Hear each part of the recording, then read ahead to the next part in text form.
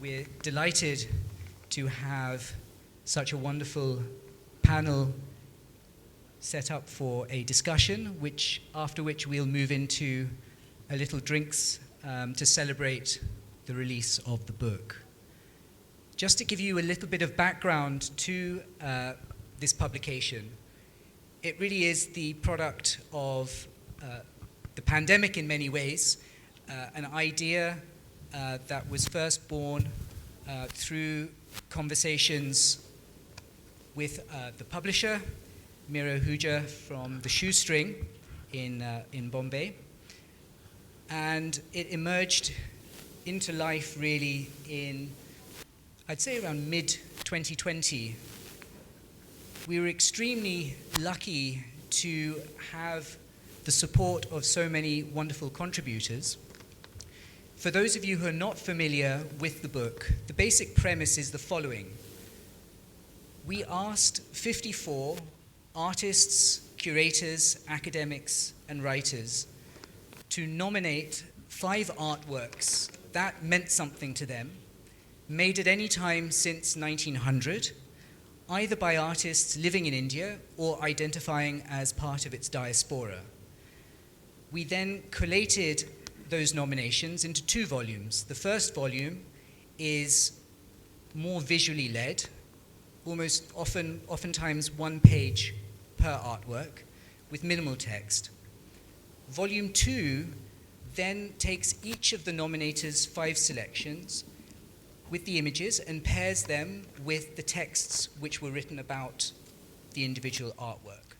So one can cross-reference from Volume 1 into Volume 2. So it really depends on the type of reader you are as to whether your preference is towards the text-based volume or towards the image-based volume.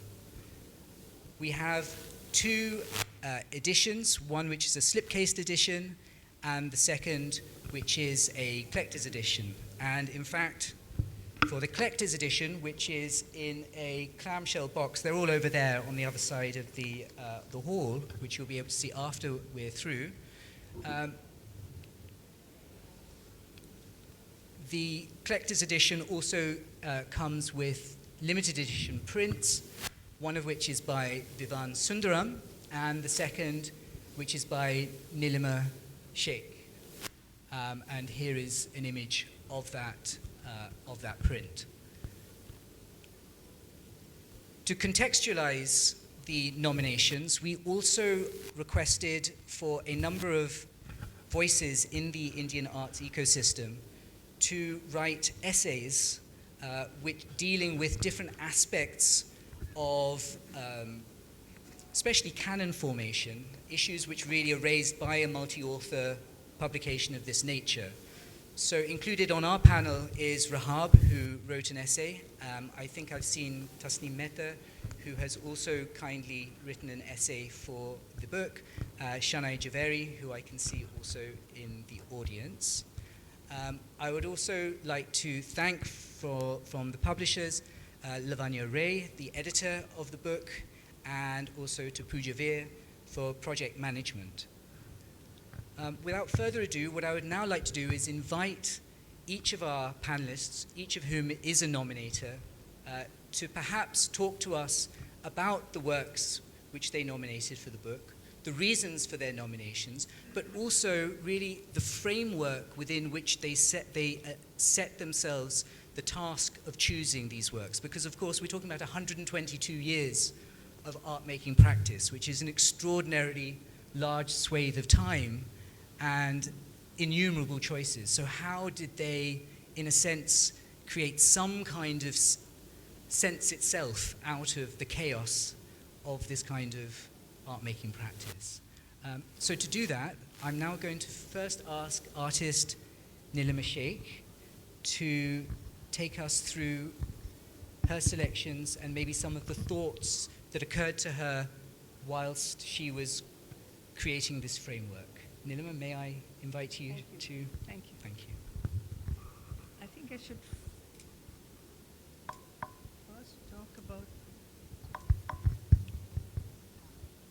first talk about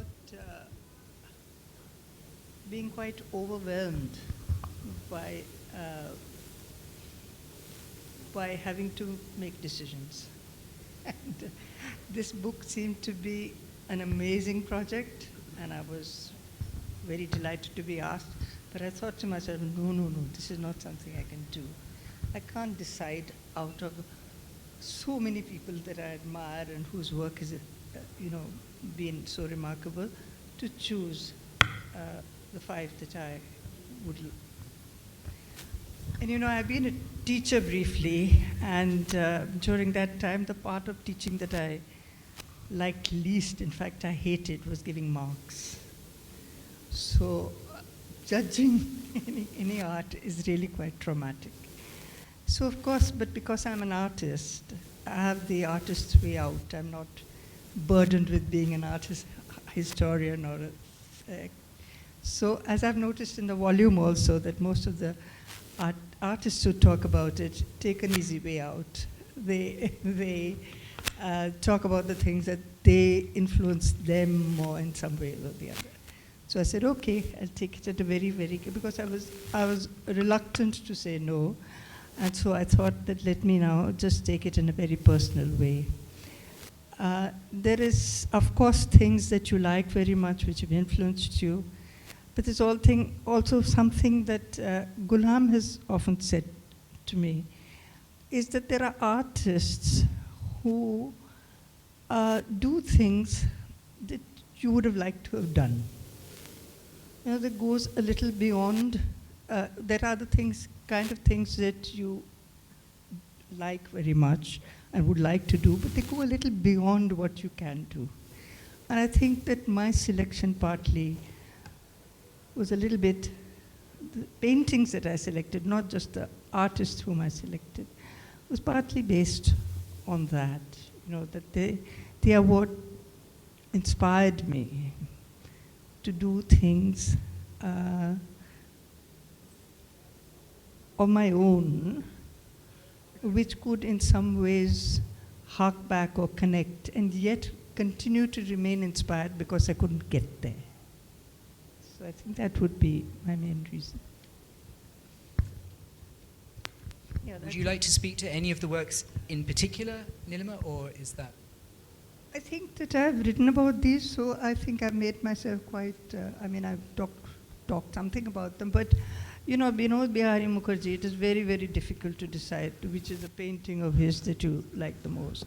The first thing that came to my mind was the big, amazing mural in the Hindi Bhavan that he has created of medieval Hindi saints. But in some ways, this, for somebody who has been interested in the notion of scroll and extended space and something that you can track down and which you can see in sequence, and which is at the same time, in this case, fairly, it has a strange combination of being very, very out there in the world, yet something very personal. The mark making, the way that it's been conceived is so terribly personal.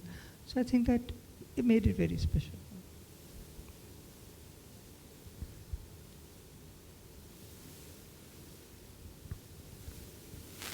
This is a painting which was done by Ghulam, and it was done in the house, so I saw it being made. There are other paintings of Ghulam's which I like very much, but this, I think, stays in some sense at the core of many of the things I want to do. This is another artist whom very difficult to choose which of his great works that would be the ones that have inspired me. But when I saw these amazing murals, it seemed to bring together many of the aspects of his oeuvre, which, he was my teacher, so I learned from him. So many of these things are obviously things that I inspired for, but I couldn't do this. No way I could do this.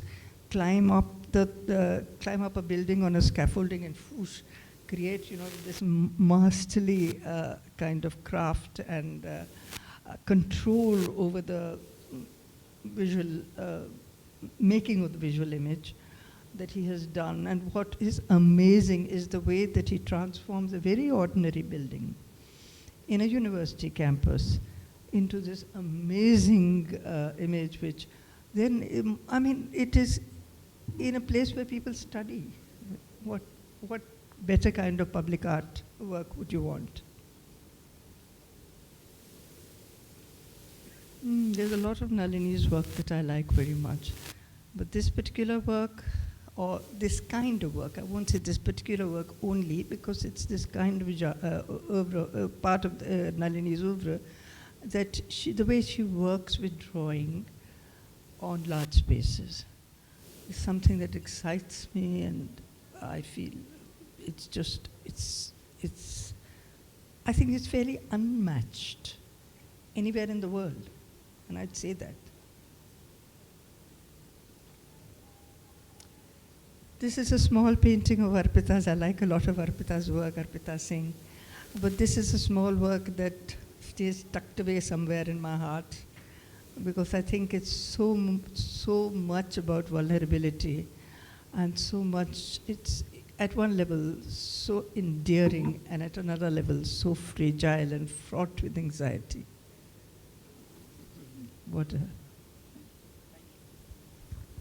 Thank you so much, Nilima. And maybe we can return to some of the themes that you touched upon. Now I'd like to invite Annapurna Garimella to address some of her choices. Annapurna is a designer and art historian, perhaps best known for her work with jackfruit research and design. Her research focuses on late medieval Indic architecture and the history, pedagogies, and practices of vernacular visual and built cultures in India after independence. Annapurna, would you like the clicker, or should I carry on clicking? Okay, sure. Thank you so much for having me, and thank you all for coming today. So we begin with first the question that he posed: why did we select all these works? Well, I'm not from the Indian art world. I come from a very different world. Either it's rural Andhra or Madhya Pradesh or middle suburban America. And I did my grad school at Columbia University, and that was in medieval architecture on Hampi. So my understanding of anything after 1900 begins with either the architectural school work that I did at Columbia at the School of Architecture and Planning, or the work I did at Marg for 7 years when I worked there, or the teaching I've done in various universities, or the art galleries and the artist spaces I've visited since I graduated in 2002. So the 5 works that I selected are actually responding to Mort's prompt, which was the Impossible Art Collection. And I hold that very dear. It's moving focus now, but for me it's still the Impossible Art Collection. And I'm very true to that feeling that there are objects that you come across that you'll never know those people because they died. 1900 is a long time ago. But those people died, but those objects are there and they're living. And Jane Bennett says that all matter has a vibrancy, and these objects have a kind of vibrancy which I've responded to even when I couldn't touch them. So the first object that I chose for my Impossible Art Collection is Gursharan Singh, who was a masterful ceramist based here in Delhi, very well known among people who make ceramics, artists who commissioned to make them, like Satish Gujral, to help them make the ceramic murals that he made. But not very well known in the Indian art world beyond that until more recently. And he ran his story is the story of Delhi, and I'm an outsider to Delhi who's becoming an insider. And to me, his life story connected the Sultanate and the Mughal monuments to British-era Delhi, to the love of blue and this brown city. It's such a brown city. I've never lived in such a brown city. And then to see this green and this blue, and the way he brought it into ceramics by working with a hereditary ceramist. He learned ceramics both in the bricks that were made for New Delhi as well as from the education he received at a polytechnic in Tokyo. And then he came into contact with Bernard Leach, so his entire life condenses the history of 20th century movement of people from rural India to transnational worlds. So I love this particular set because he takes the kamandalu, which is what ascetics carry, and he shaped it with he invented a new clay body because ceramics were not allowed to be imported. So this was done around 1946. He first did it in Ambala, and then he made this set for a Chinese restaurant in Connaught Place, and it had a bamboo handle. So it's, he invented this teapot, bridging all sorts of things, and it's a kamandalu turned into a teapot. And the teacups are super interesting. There was also a creamer and a sugar because while this is stoneware, a technique he learned in Japan, and that comes from that world, East Asian world, he modified it so intensely by understanding that Indian people had imbibed the idea of holding a teacup with their fingers sticking out, but they had it with milk. Whereas in Japan, you hold the teacup in your hand like this. So all these things he's thinking through, and he's making this really beautiful object that's responding to all our cultural anxieties and possibilities and making something really local. Could we go to the next one? Yeah. So this I saw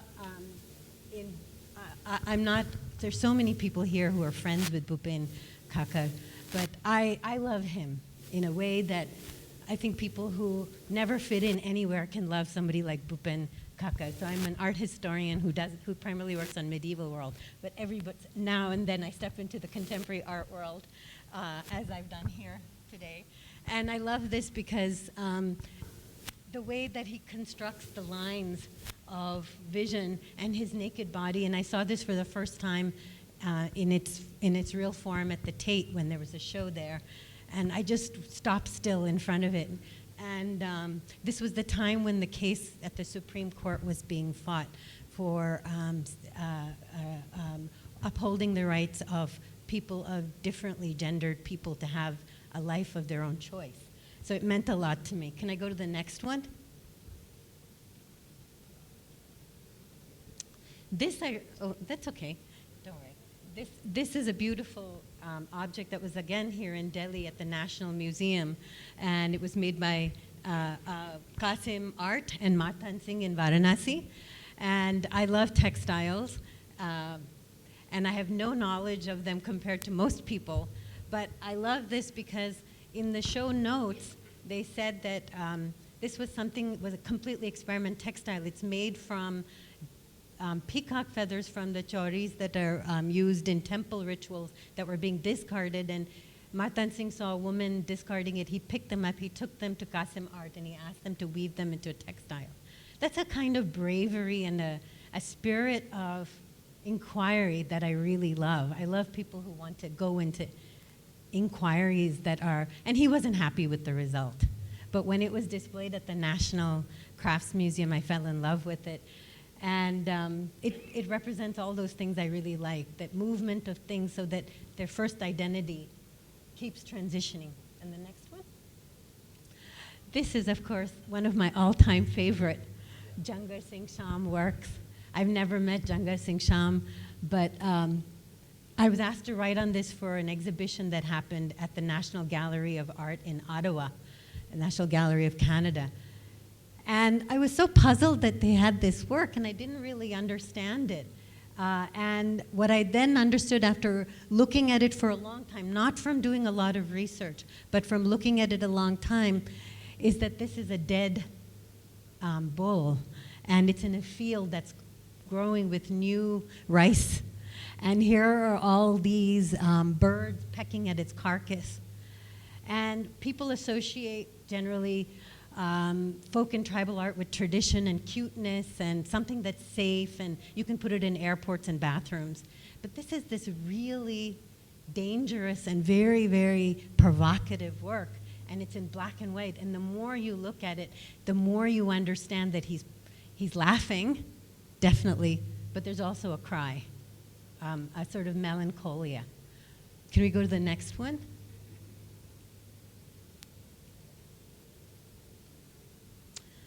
So this last piece is, I did meet Mrinalini Mukherjee. I did not know her very well, and she was one of the few people in art galleries, as I mentioned to Mort, who would wear saris, as I do, primarily, and she would often stand. And the exhibition, I saw this work for the first time. It was at Natur Mort, and it's old space, and she was standing with the work. You walked in through the basement, and on this small, rectangular, narrow pedestal, this work was there, and she's coaxing death and life out of this object, which represents a frozen palm frond. And that's kind of miraculous that she could do that. And she was so silent, and she had her drink in her large bindi and her nice sari, and how could I not choose it? Thank you so much. Thank you, Annapurna. That's very poignant image there. Yes, that was her. An eminent scholar of Indian arts, Dr. Jyotindra Jain, is a former director of the National Crafts Museum, professor of arts and aesthetics at JNU. He has, of course, published extensively in his area of specialization and has curated exhibitions worldwide. Dr. Jain, I would call upon you. I think you've decided to not talk about all 5 of your works, just 3 of the works. But before that, perhaps you can just give us a sense of how you how you framed the choices. Yeah. I've been for a long time interested in how what we call vernacular artists or folk and tribal artists, how do they encounter, maybe I don't want to use modernity, but how do they encounter their contemporaneity, or how do they encounter the new? Because after all, they have not always now been confined to what the anthropologists would have liked in the existence of purity, that nothing changes and that they remain authentic. So now in our times, things have changed for these societies, and there has been a lot of contact with things around them. And in that framework, I have chosen 3 artists. I had somewhere in the 80s or 90s, I had curated an exhibition called Other Masters, where I had for the first time really done extensive work on their encounter and how do they imbibe the new that they come across, and that they were not only confining to what. In that, I have taken first work that I want to show is that of Jivya Soma Mashes. This is quite a monumental painting. It is about 8 feet by 8 feet. And what I was really struck when I saw this, he called it My Life Part 1, because they'd done 2. So both are in the Crafts Museum. And in this painting, what was very striking was not merely because there's a train and therefore it's contemporary. It's not so, it's not that literal. What he has done is he has talked about that, Warli area is on the train route from Bombay to Delhi or to Gujarat or so. So when the railway line came to that area, it actually, railway doesn't go, it goes straight, it doesn't go meanderingly. So, it straight and ruthlessly cut the village, his village, and I've been to his village and I know that it's very close to a railway line. This was not in his lifetime, but it was earlier, but the idea, the thought about it continues from generation to generation. It is continuously, people are telling what happened. And I found it very interesting that how this train, how he has rendered the thing, that first of all, it cuts the village into 2. So you can see upper half, lower half. But on the other side, you see the way he has treated the train is heavy, massive, big blocks of white. And then the rest of the village life, which is around, is still dealt with subtly and a kind of passivity in contrast with the train that is come. This appealed to me in many ways, and at the moment there is not so much time, but that there's so much nuance in this work that he, because Jivya was originally doing, actually he was doing marriage painting in homes where wedding took place. But men were not allowed to do it. But he became an orphan at the age of 3, and therefore he was helping women who were supposed to done. So while doing that, he learned painting, and later on he did a lot of narrative paintings, and I think the best set was from Kemol Gallery in Bombay, where they had something like 25 marvelous, extraordinary paintings, because how Jivya developed the sense of narrative. You know, when paper or any other materials came to them, they shifted from iconic to narrative. It's an interesting thing, whether it's Ganga Devi in Bihar, all of them, when they saw paper or new material, there was a shift from iconic or one object or into narrative. So they had to find new narrative devices, and also that way their individual autobiographical or their community's life began to enter their painting. So there was a kind of expression that took place. The second one,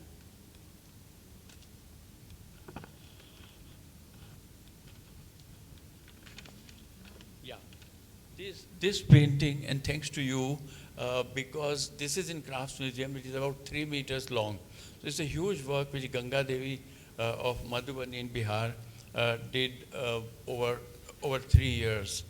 And she done very, very fine work. But besides that, she also, when she saw, they are inspired by the new material that come. And Ganga Devi was at disadvantage both that she was poor and she was a woman. So paper was not accessible to women those days. And therefore, when paper came to her through a Frenchman, and he gave her a roll of paper, and then she began to think, sitting in front of an empty space, she began to think about what she could do, and therefore her imagination was fired by the new material. And as I'm saying, that how do you respond to the new? And both in terms of material and also in terms of narrativizing your personal and social predicament. So this is a painting that depicts the entire sort of sanskaras or passage of life that takes place in Orissa, in Bihar, through various rituals and through, so how right on top left corner, there is a woman who becomes pregnant, and you can see perhaps third or fourth from left, there is a child in the belly of the woman and says, oh God, save me from this hell. And then the child is born, and then the life story of the entire child comes up to here, and it gets married and goes back. So the cycle of life continues. It's an extraordinary conceptualization of Ganga Devi. And the third one,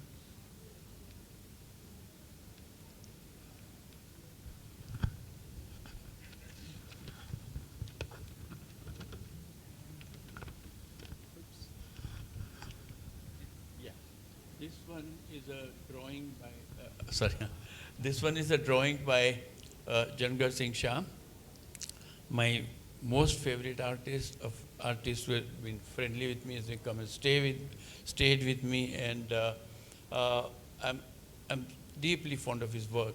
Now here it's a drawing, and he told me that when he went abroad, he was invited right when he was young to various exhibitions. So somebody introduced to him the rote ring pens, you know. He was so excited about this rote ring pen that he would work with that, and as you can see here, that he worked with such a way that he would work with positive and negative spaces, and the positive spaces where there is less work are very illuminated. So there is a question of some kind of chiaroscuro, not photographic, but otherwise.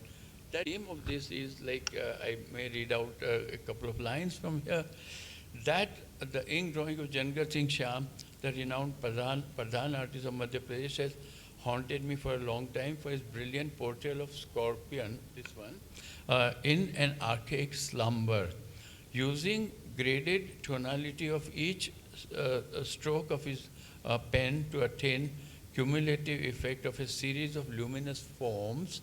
Jangad has created his abstracted mental image of a scorpion, usually recumbent in primeval existence beneath a boulder or a heap of leaves, and which is how Jangad would have encountered it numerous times in his village. So this transformation from what he saw to turn into to a portrait of a scorpion is, I think, is a delightful thing. We have less time, otherwise we could have talked about it. I'm sorry, Dr. Jain. We do sadly have less time, but thank you so much for your insights into these three works.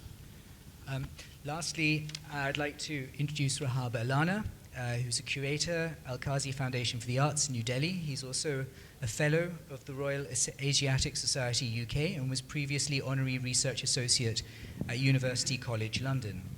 The founding editor of PIX and founder of ASAP Art App, which is, you'll see the booth outside.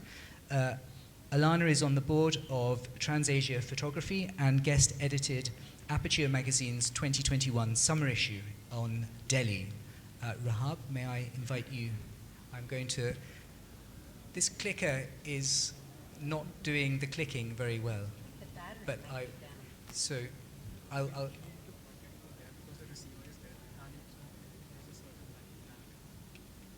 there we go, Rahab. All right, Mortimer. Thank you very, very much for that introduction, and thank you all for your wonderful presentations. I have to say, when you asked about making a selection, I at first thought about all the photographs and all the images that have selected me. There's a bit of a role reversal here, excuse me. And I think images have a power of their own, and they induce you to do things. They can induce you to shift your positions, political, social, and otherwise. And I have been swayed by them for many, many years, as you know, having worked with an archive, but also outside the archive. So the question for me really became, what happens when we have to think about our positions now when a kind of interdisciplinarity has already entered the institution? And by that I mean we are already challenging the role and the place of image culture today, and have already accepted the rhizometric, the heterogeneous as part of our practices. If we take that as a starting point, how do you actually change the nature of discourse and make it something maybe revisionist, maybe co-constitutive? And so when I look at this image, for instance, it is from an archive in Pondicherry. It's a studio archive and practice, and it looks largely at Tamil Nadu. But on the other hand, it also, in its own practice, tries to acquire material that has been discarded. So as Annapurna, you mentioned about the impossible art collection, I would like to think about also what is possible in an art collection, but what might not be considered worthy of art. This, of course, as you can see, is highly worthy of art. Not because it's induced with a kind of satire, but for me, the idea of montage and collage becomes an important sort of way into looking at histories of experimentation and image production that have been kind of transient. They have been repeated over passages of time, and there are many other individuals who come to light, including O.P. Sharma, who used to work at Triveni Kala Sangam, and his kind of experimentation with photography. And as you mentioned, the Aperture volume, his work is very much on the cover of that volume.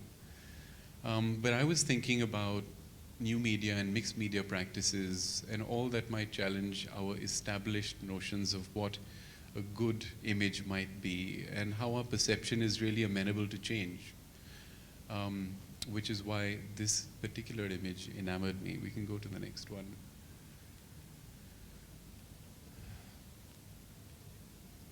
And as we do that, I have to say this is, of course, I think this particular image, Homai Vyaravala, what an extraordinary individual, an icon, and she passed away when she was almost 100 years old, and donated her archive to our foundation, for which was an immense privilege.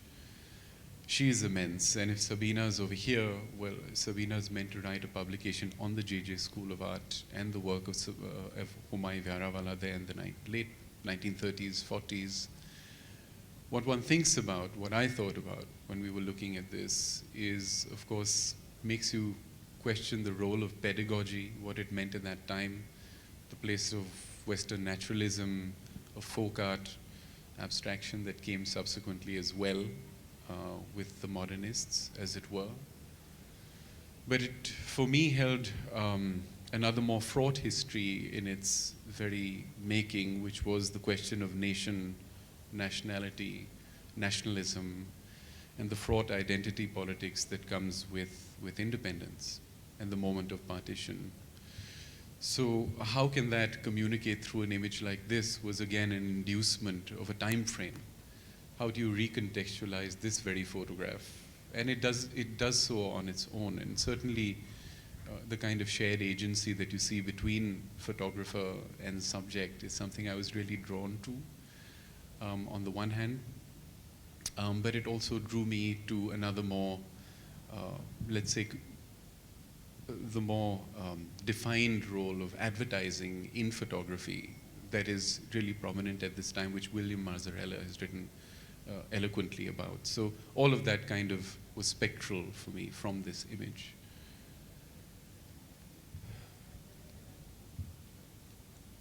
Yes, Moloishri ma'am, as we used to call her in high school. She was a teacher in high school.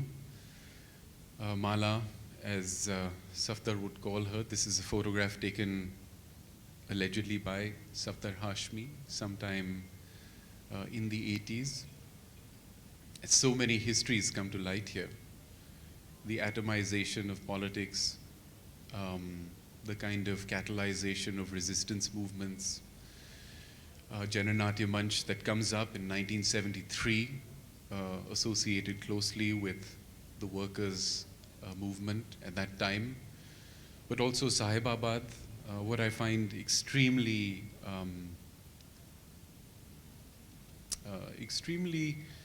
moving about images that follow this one, but let's stick to this one for the moment, was that one of the greatest images from the Janam archive is of Halla Bol, the performance that they had while Safdar Hashmi was killed on the 1st of January, 89. And 4 days later, they go back to the same place to finish the performance of Halla Bol in the same location. And there is no greater example for me about how culture should be injected back into the moment of a fraught politics, and how the right should be challenged at all times, and how agency is very, very important at that moment, and how organizing and resistance is key and pivotal at that time. And Mala, or Moloishri ma'am, who's very much around at this time, has kindly agreed also at this moment to have the archive of Janam documented by the Al-Qazi Theatre Archives. So it makes it, in many respects for us, a full circle, something that we're extremely privileged to have again. Go to the next one. Uzma Mohsin's, again, spectral views drawn from her own filing of an RTI about how resistance movements and protests are enabled to happen within a city. And for me, these are about all that has kind of taken charge of our lives in the last 10 years, if not more, but certainly the last 10 years. Dalit rights, labor laws, questions of citizenship, questions of belonging, who belongs. And I think when I look at this work, of course, it makes me think about South Asia, that is not definite, that is not fixed. South Asia that is fluid and flowing and abstract, and how that can come out through the very people who make resistance. And so this, for me, this particular work is a kind of atlas for resistance movements everywhere. And maybe I can end with the last one. Zishan Akbar Latif, I actually met him on the way here to the talk. He was just at the gate. I hope, Zishan, you are here. If not, you are here by virtue of your image. A phenomenal image that for me brings to light the idea of media in the present, perhaps. All that we consider data to be is not just data, there's a human face behind it. They are not statistics, there is presence. And so though this image is about areas that are being consumed by the Brahmaputra River in the northeast, about the lives of those who no longer exist, about a kind of Anthropocene ferocity, if you can call it that. It is also about, instinctively, I feel, this whole question of what we are pitched against at all times. The idea of the native, the home, the local, if you can call it that, and on the other hand, the outsider, the foreign, and the estranged. And for me, this is the reason why I selected the images for the essay that you had asked all of us to write as authors about whether we can share a common canon at all, and whether that is necessary, and whether canon formation is something that we can do together or we can do independently. But all of that comes to the idea of something that is shared, that we will make together, and that the collective is always getting stronger in that sense. And hence your compilation, for me, is a show of great strength. Thank you. Thank you so much, Rahab. I really appreciate those words. And in fact, the way that you ended your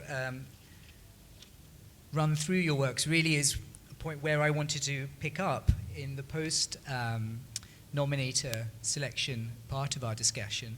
I know we don't have much time left together, but just to pick up on this idea of canon formation, I think many of you in the audience may have been interested, surprised by some of the nominations. Here we are looking at a book that traverses 120 years of art-making practice, and perhaps you didn't see the great and the good, supposed great and the good of the modern and contemporary art sphere that one would have expected to see in these selections. And what constantly surprised us at the publisher's end and myself as the editor's end was the diversity of inclusion in this book, which pushed, for me, many of the accepted boundaries of what the canon is meant to be in 2022. In particular, we were looking at works, even today, of objects which clearly would work within perhaps a design historical discourse, obviously within a photography historical discourse, within folk and tribal vernacular discourse. It seems to me that Moving Focus India marks a moment where these sorts of choices become acceptable, become part of a new kind of sharing. And I would like to maybe invite each of you to talk to this idea of canon formation, what it means to you, whether, having seen the book, you yourselves were surprised by some of the inclusions and therefore exclusions, and indeed if you have any questions for our fellow panelists or anything that you saw or would like to pick up on. So Nilima, I know that's a lot of questions all at once, but because we have so little time, I think if I may ask you to reflect on this idea of canon formation. I'm not sure whether I'm addressing the kind of correct idea in your question. But for me, in a country like India, it's always canons formation. You know, in the plural. Because if you look at Shantiniketan or the art of Bengal at one level, and then you look at the progressives, which was the canon, what was worked against that canon would be a vexed question, you know. I mean, at some time, there's a chronological sequence, of course, but there is an overlap also of the ideas, you know, that, and they were very much sometimes, I mean, you have somebody like Swaminathan, you have the progressives. Swaminathan, who was a very major influence, and I can see somewhere in our kind of selections, what was also surprising for me was that, you know, somebody who in Delhi would never be able to see the development of contemporary Indian art without referring to Swaminathan. He's not there. So, one work which is not a very, I mean, it's not the work that he's very well known for. So, I mean, that's why I bring in the subject of canons. You know, there are different situations, different times, different, and it's not always easy to say which is, you know, there is the argument that one is working either within a canon or against it. But even then there are inflections like the South, which also like, it's, the positioning of all these is terribly complicated. Of course, absolutely, absolutely. Annapurna, would you like to maybe respond? I'm an art historian, but I can very confidently say I don't care about canons. I'm just not that interested in that idea. And I think that there are questions that I looked at the book quite closely. I didn't read everything, but I understood from people's selections that their selections were about their preoccupations, and that was interesting to me.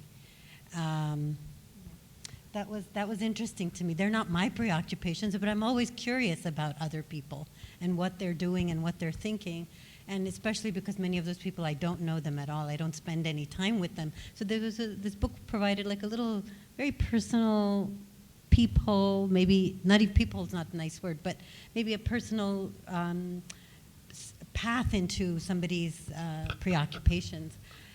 I think maybe canons, I mean, I went to grad school at a time when people like Linda Nochlin were really questioning, the feminist movement was really questioning canon formation.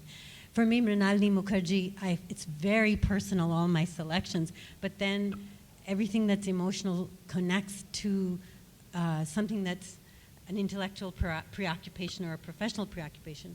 There's a photograph I mentioned in the write-up that Jyoti Bhatt took of her at the Student Art Fair in Baroda. And she's wearing one of her fiber works, one of her first fiber works around her neck. And she's like a jokester. And she's a student and she's a jokester.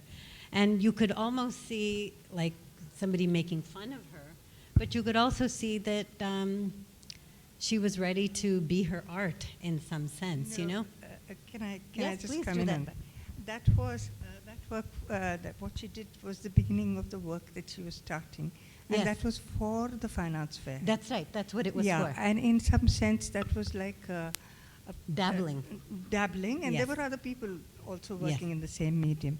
So that was, I mean, in a sense that it was Jyoti Bhatt's fun. Yes, but I also saw in her face, and this is my way of seeing it, Yeah. I also saw in her face a kind of puzzled Yes, of course. quality about what's happening to her as she's wearing this object on her neck, around her neck. It takes a certain kind of bravery. And so for me, choosing her and choosing that photograph from the Asia Art Archive was, she wasn't accepted at Gari Studios when she wanted to experiment and do all these things. She faced a lot of criticisms. We looked more at her clay work for the Mutable catalog, but she faced a lot of challenges from other, especially male colleagues, who felt like, what's she doing handling guy stuff, right? So for me, I'm interested in people like Guru Sharan Singh, who just, after partition, he chose a Pathan to be his guru, and he gave him a rupee for Guru Dakshina. And he made 2 plates that were exactly identical. One said Allah on it, and the other had the Ek Onkar, which is the Sikh symbol. Here's a man who is breaking the canon of, what are canons except little prisons sometimes? So he's breaking that little prison by putting those 2 together. So I found that very moving. Yeah, so I really think that canons are maybe things which will come together and then break apart because people keep questioning. Yeah, yeah. Dr. Jain, could I?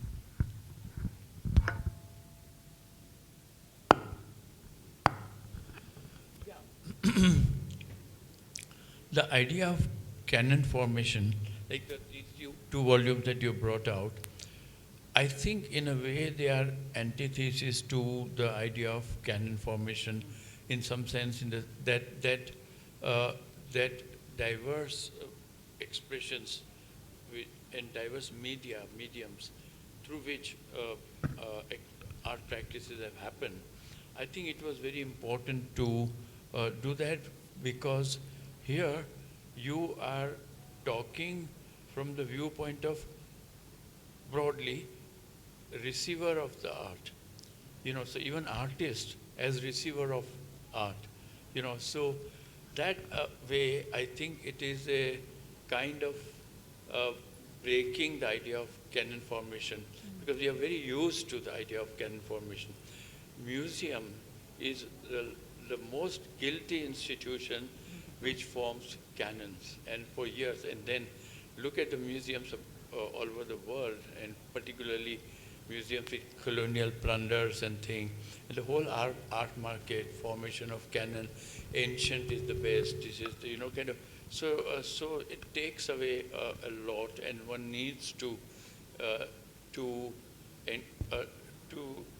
encounter canon formation, but also to look at that how we are not falling, because it can become a trap. It can become? A trap. Trap, yeah. In which, so I feel that one needs to look at the idea of canon. It's also kind of,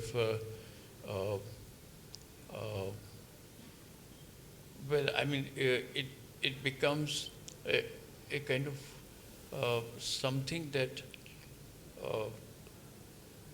stops things from happening. It becomes a boundary.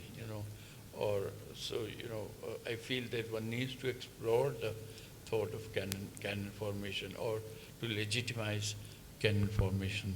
Before that, we'd be cautious. Rahab, I'm going to ask you to respond, but also since you already talked a little bit about canon formation in your, I want to add an extra inflection and just be conscious of the fact that we're speaking where we are speaking, in the middle of this art fair, where the market obviously is predominant, and perhaps how does canon formation also work, canons work also with some sense of the commercial, with the market? And perhaps could I ask you to also respond to that? Would you like this? Sorry, thank you. Well, a lot of cannons have been fired already, Mortimer. So I wonder what spark is left. However, I don't know if I can speak to your point directly, because there's an interstitial space that I kind of occupy between one and the other, perhaps. And one of the ideas that came to mind while everyone was speaking, and what you talked about earlier, is when this book, or the inception of this book, when that occurred, was at a particular time in our lives where I was thinking about, can there be an event in the absence of a witness? Can there be a testimony in the absence of a listener? what happened in the last 2 years made me question very much the place of absence in our lives. And an absence that was growing, and an absence that was also being, once again, shared and co-constituted at all times. And hence, for me, what really struck as important is a kind of poetic dissonance with works of art. And I think the whole community, the entire artist community, really came together at this point to rethink places like the art fair, places like the Biennale. And I think that questioning is not elided, it's kind of being, I think, repositioned right now as people think about deterritorializing. After all, whether it's conceptual or whether it's artistic, the whole place of deterritorialization is very much the place of canon formation, because it's not static, it's always dynamic. It's not meant to come with fixity, it's meant to come with a kind of, an easy movement and a channel between two spaces. That might be the space of the viewer, and that the space of the creator, and that then the space of the author, and what is the space that all of us occupy in that space. And if you talk about the market, which I wouldn't like to talk about specifically, but I would also say maybe that is exactly the place that requires us to open out in a more sort of, in a more diverse way. And by that I mean, who are the people that are being represented within the art fair and whose works are circulating at this point in time? And if you want to, as it were, decolonize the museum, which is being attempted at all times, you want to sort of inject the idea that institutions themselves come within inner hierarchy that should be contested and then recontested. Maybe one can go back to the idea, and I go back to this idea of what Salman Rushdie had said to Amitav Kumar, is that you have to think in terms of metaphors. The idea of the metaphor comes from the Greek word which means bearing across and migrating.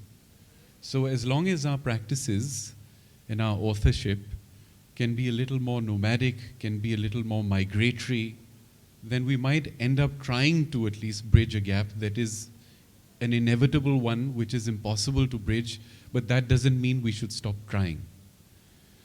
And that's the only way I can think of answering your question. Thank you. I think that's beautiful. Thank you.